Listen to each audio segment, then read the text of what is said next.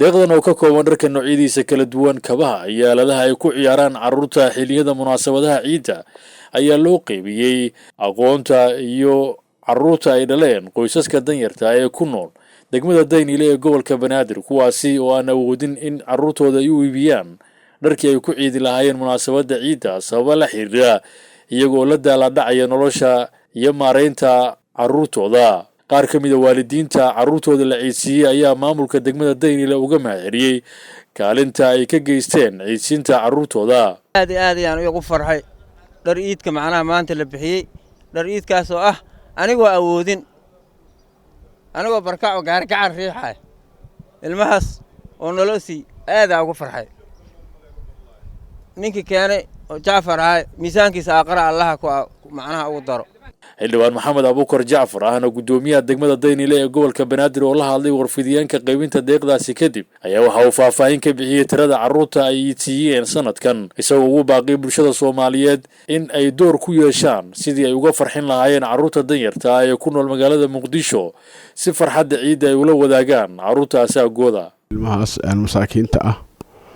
amba aan xasuusiyey inaan intaas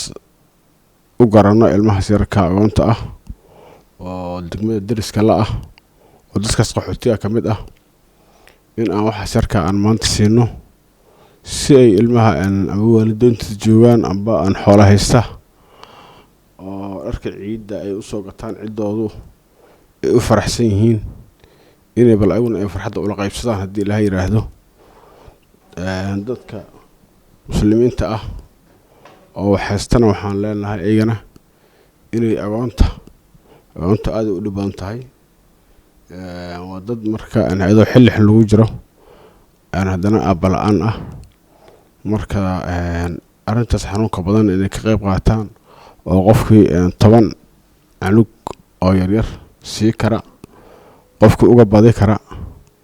qofkii 100 sii kara qofkii 1000 qof sii kara hal qof xataa qofkii wax sii kara in maaragtay ilmahaas wax la siiyo oo aan laga warqabo ilmaha agoonta ah xilliyada ciiddo kale iyo xilliyada ugu daran yihiin oo ay xasuuso doonaan dhibaatada ama wax la'aanta ama aabalaanta intaba. marka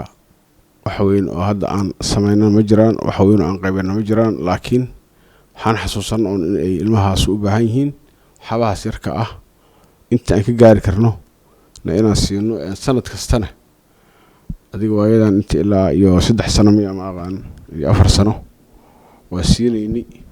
haddana inta aan awoodno waa si doonaa haddii la yiraahdo. deeqdan dharka ee maamulka degmada Daynile ay u qaybiyeen carruurta ay dhaleen qoysaska danyarta ee ku nool degmadaasi ayaa ku soo beegmaysa